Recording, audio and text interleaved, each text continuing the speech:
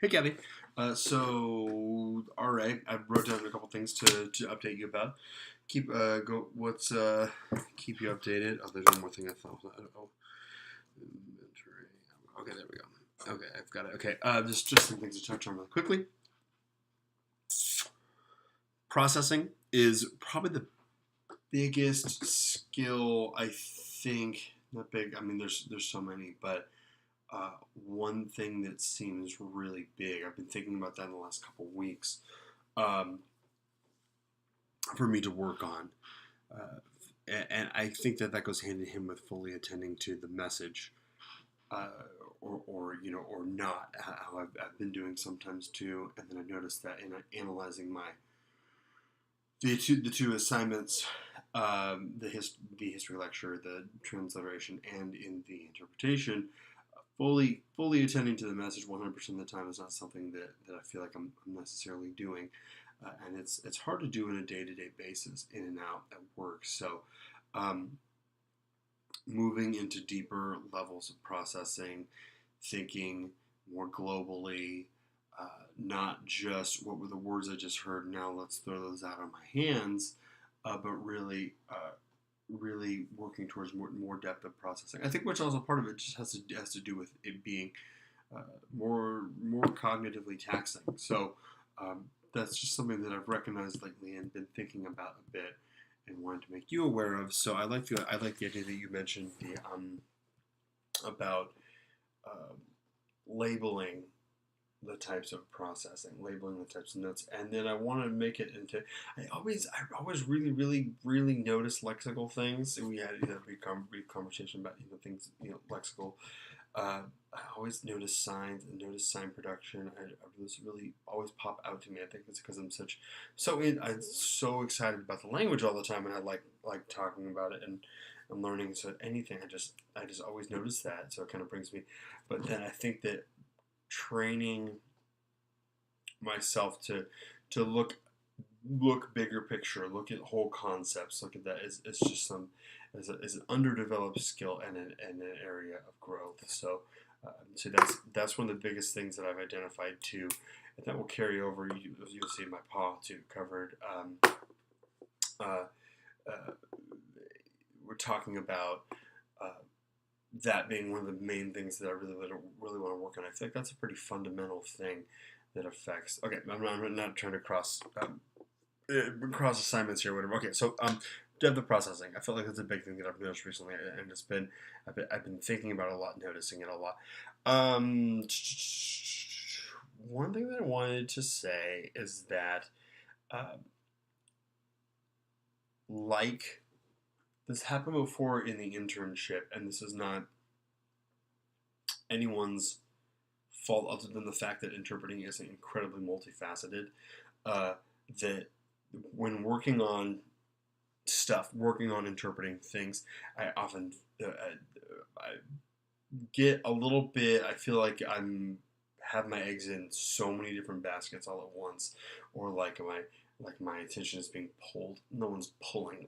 It feels fractured to me. Sometimes I need to work on this and this and this and this and this and this and this and this and this and this and this and this and this. And I feel like sometimes that for having so many focuses uh, causes me to make less progress in any particular area. Hence the identification and why I opened with talking about processing, because I feel like that affects a lot of things. That full presence um, it will affect a lot of things. So I just wanted to mention it. Uh, it's not anything anyone's doing.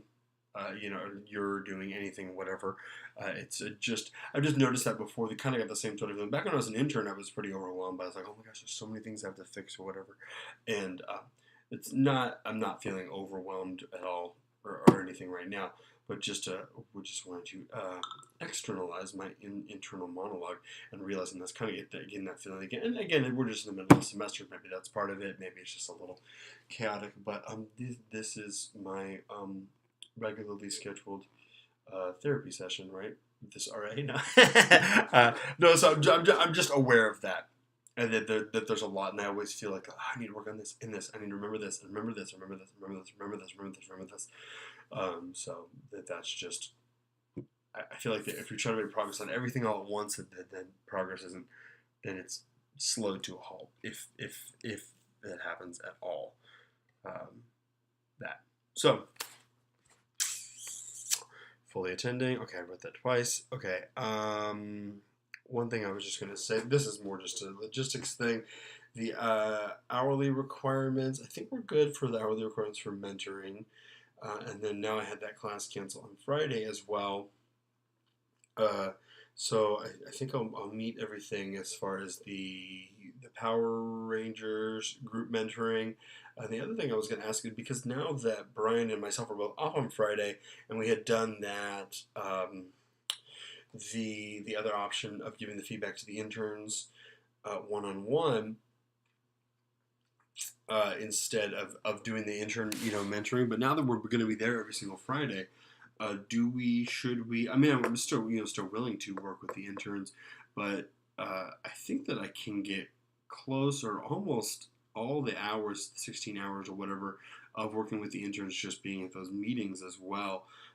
So should we still be doing the two feedbacks? Is what it was.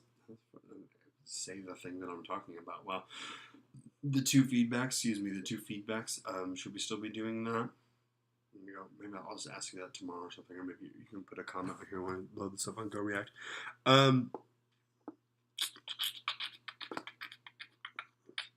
So I've been thinking of focusing lately, going back to what I was just saying about feeling like I need to focus on 9 million things all at once. So lately, I've been kind of thinking about this motto. Not every day. I'm not remembering to do this every day, which is good. When my pause really do the slight edge, compound effect, everything. But been trying to like kind of almost like as a mantra every day. Be a lot. Just think smooth, clear, fully attending. Smooth, clear, fully attending. And that's really, I've noticed that the classes, even when I just take a beat at the beginning of the classes, to stop and think that smooth, clear, fully attending.